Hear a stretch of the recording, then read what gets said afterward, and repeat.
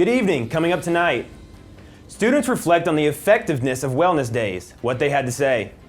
A surprising losing streak by South Carolina baseball team, what the future holds for the Gamecocks. And finally, find out who just won their first Grammy Award. The answer may surprise you. All that and more tonight on SGTV Nightly News.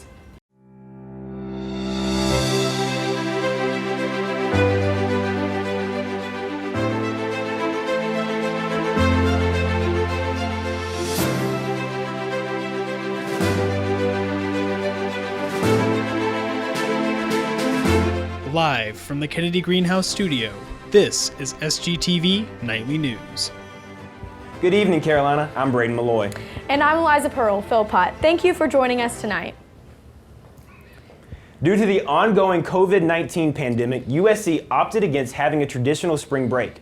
Despite the circumstances, students are still making the most of their time off this spring. SGTV News 4 reporter Will Kronsberg has the story. Would it be nice to have like a week long off of school? Yeah, but I think it's kind of good to have like a break maybe once or twice every month, just to kind of say, okay, I gotta get my bearings and kind of just go with the flow with the classes. On October 22nd, the University of South Carolina announced the spring semester would not include a traditional spring break. Instead, they planned 5 wellness days throughout the semester to give students a time to decompress. You have some students who actually took the day to not do anything. When they watch Netflix, they stayed in their bed, or they maybe caught up with friends that they haven't seen in a while. Actually, on one of the days, I noticed there were a lot of students on campus on one of the wellness days, out eating on the patio. Yeah, it was a useful day. Time well spent. Just got a little break, so It was useful. If it's on a Friday, you could actually go home, or a Monday because you have a longer weekend. Even though long weekends allow some students to go home, one of the reasons for eliminating spring break was to suppress the dispersion of students around the state. I went to Charleston with a friend, actually. We drove down there, walked around the Battery and Rainbow Row, and then we went to Folly Beach and spent the day there as well. The general consensus was wellness days offer a brief sense of relief for students, but a traditional spring break remained on everyone's mind. I definitely wish we had an actual spring break, just because I think when they're in the middle of the week, it doesn't actually do much for us because a lot of people still have to spend time doing homework. But I don't think it would be necessarily a long-term replacement for a spring break. I would look at it more as a kind of in case of emergency. For SGTV News 4, I'm Will Kronsberg. Thank you, Will. After passing the second vote Wednesday afternoon, the Open to Carry with Training Act in South Carolina is in another round of votes closer to heading to the state Senate. While state Republicans believe this is a good way to protect the Second Amendment, they say they want to pass more gun legislation in the future. On the other hand, Democrats believe the passing of the act is dangerous. Representative Wendell Gillard, a Democrat from Charleston, believes the passing of this act overlooks racial and political tensions in the state. If the bill is passed into law, businesses would have the option to post signs prohibiting open carry. The total number of COVID-19 cases from the state of South Carolina is at 537,000, which is an increase of 1,231. There was also 52 new deaths, bringing the total to 8,938. Moving to campus cases, as of March 15th, new cases are up by 1, bringing the campus current total of active cases to decrease the positive rate from 0.83 to 0.8%. The current COVID-19 level on campus remains at new normal. Brooklyn Baptist Church launched a vaccine site last week and are currently celebrating Inez Smith, a West Columbia native. She recently got the COVID vaccine at 103 years old. Smith, along with her caretaker, Jeanette Cockley, were very grateful to Brooklyn Baptist Church for making the process run smoothly to allow the 103-year-old to receive the vaccine. Cockley said Smith battled COVID-19 in July and has been waiting for clearance from her doctors to receive the vaccine. Reverend Jackson Jr. told reporters one of the issues that they have noticed is seniors and elders were having complications and difficulties registering for the vaccine. He says the goal of the vaccine site is to increase access and trust in the vaccine. That is so great to see Brooklyn Baptist Church opening up for a vaccine site and allowing 103-year-old Inez Smith to get the vaccine. I know I'm happy that the older population is now going to get their vaccine because they're the ones being more affected by this pandemic, and I'm glad that they're able to get in there. Can you imagine living to 103 years old? I mean, definitely a testament to us all. Absolutely. Look, if COVID's not going to take her down. I know. Well, coming up, we have the latest on sports, including an ongoing losing streak by the South Carolina baseball team. Welcome back, everyone. The South Carolina baseball team dropped its 4th straight game yesterday. Let's check in with News 4 Sports anchor Wade Rainey to give us the updates. Wade? Thanks, Eliza Pearl. The South Carolina baseball team suffered its 4th straight loss as it fell to Davidson Wednesday 9-4. The Wildcats rose a 5-run 3rd inning to victory, never losing the lead after that frame. Despite the loss, Wes Clark became the first player in the NCAA to reach 10 homers on the season with a 7th inning solo shot. The Gamecocks don't have a lot of time to dwell on the loss. They open up SEC play against the 2nd-ranked Vanderbilt Commodores on Friday. First pitch in Nashville is at 7:30 p.m. South Carolina women's basketball star Aaliyah Boston was named one of the 4 finalists for the Naismith Trophy today.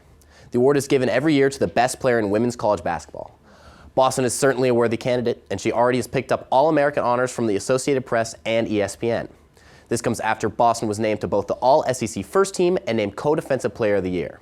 Boston is also semifinalist for the Naismith Defensive Player of the Year award and a finalist for the Lisa Leslie Award given to the best center in college basketball, which she won last year. Boston will hope to lead the Gamecocks to their first national championship since 2017 as they open up tournament play against Mercer on March 21st. The winner of the Naismith Trophy will be announced on April 3rd.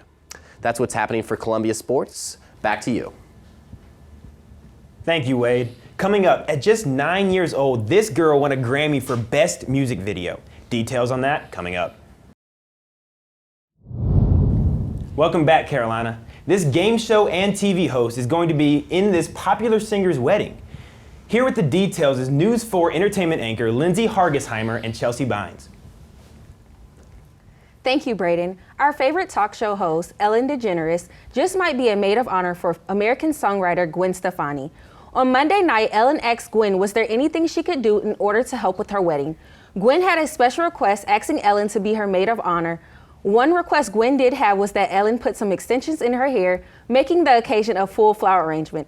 Ellen responded, "Just tell me the time and place and I will be there. I will put extensions in my hair. Anything at all. That's how much I love you, Gwen." How cool is this? I didn't even really know they were this close. Me either. I was like, of course, if it was me, I would pick my sister, but the fact that they're just like worlds collide, so bizarre to me. Yeah, I saw like the video and it looked like Ellen and Gwen are like really good friends. That's so cool. I had no idea. Well, posted in an Instagram on Beyonce's page just last night was a picture of Blue Ivy wearing a crown and drinking out of her very first Grammy. At just 9 years old, Blue Ivy received a Grammy for Best Music Video with the video for Brown Skin Girl. The video on Beyonce's Instagram page highlighted her accomplishment of setting the record for the most Grammy Awards won by any female artist and by any singer, with her record being 28 Grammys. Now the real question is, will Blue Ivy follow in her mother's footsteps and maybe one day set a new record or follow another path? This is incredible. She's 9 years old. Yeah. Like what? I mean, it's shared, of course, but like maybe another one coming soon. What if she comes out with her own song? I won't be surprised. I feel like she's coming out with her own song soon. That whole family is so talented. Yeah, they are. I love their family. As you all know, it is Women's History Month. Nancy Hicks Mayer was one of the first African-American female reporters for the New York Times in 1968. She became interested in journalism after a fire destroyed her elementary school. She wasn't satisfied how her community was portrayed by the news media, so she then took matters into her own hands and went to school to obtain a journalism degree. That's all we have for you tonight. Back to you guys. Thank you, Chelsea and Lindsay. Coming up after the break, meteorologist Kaden Dinkins will let you know what to expect for this week's forecast, so don't go anywhere. Welcome back, everybody. I'm Kaden Dinkins with your weather forecast for tonight. Let's jump right into the weather headlines for this week. So as you know, today we're supposed to have some very severe weather here in Columbia, South Carolina, but if you were anywhere near Columbia, South Carolina, you know that it did not happen today. It moved right on past us, right down to the coast, and they are seeing a little bit of severe weather, but not as much as we thought. But moving on to this week, so increasing clouds we will see tomorrow, which is Friday. It cools down a little bit on Saturday, and then we have a mostly clear weekend, and then the rest of the week is nice and clear for us. Moving on to the state highs of today. In the Midlands, it was in the 70s, high 70s area, 75 in Columbia, 72 in Aiken, 74 in Sumter, 74 in Florence, and 75 in Rock Hill. We jumped to 69 in Greenville, 72 in Greenwood, and then we were a little bit cool on the coast and higher 60s. Moving on to this week's weather. So like I said, we have a clear week coming up ahead. On Friday, it is increasing clouds at 62, with a high of 62 and a low of 37 on Friday. On Saturday, the temp drops to about 55 degrees with a low of 40, and Sunday, it is partly sunny with a high of 61 and a low of 44. We do see a lot of clouds coming up, but it is still warm and sunny for us. On Monday, we see it warm up from Sunday to about 6 degrees with a low of 46. On Tuesday, it is 71, even warmer, partly sunny with a low of 51. And then on Wednesday, it is a nice high of 75, sunny and 75 for us, but it is a little bit cloudy and a low of 53. Now, right now here in Columbia, South Carolina, it is 73 degrees. It feels like 64 with that wind chill of southwest moving 11 miles per hour. They're picked up a little bit with that weather that we have seen, but we didn't get the severity of it. And we do have a humidity of 64% and it is mostly clear outside. We do have a little bit of chance of showers later on tonight, but it should stay pretty clear for us through the rest of the week. That's all I have for you guys tonight on this edition of Nightly News Weather with Caden Dinkins, but make sure to stay tuned with this is tonight's edition of Carolina Canines. And finally tonight's edition of Carolina Canines features Buster. The picture was sent in to us by our own Marissa Duray. Buster is a 9-year-old golden retriever who loves going for dips in the pool, long walks, and hanging out in the kitchen. Me and Buster got a lot in common. I love the pool and I love the kitchen. Absolutely, that's the best place to be, especially being a dog. That's where you get all your food. Oh, a long day of laying out, go get you a meal. I love it. Well, that's all we have for you on tonight's edition of SGTV Nightly News. Be sure to follow us on Instagram, Twitter, and Facebook at SGTV at USC. To keep up with all of our content, be sure to also visit us online at sgtvonline.com. For SGTV Nightly News, I'm Braden Malloy. And I'm Eliza Pearl Philpott. From all of us here at SGTV, have a great night, Carolina. Forever to thee.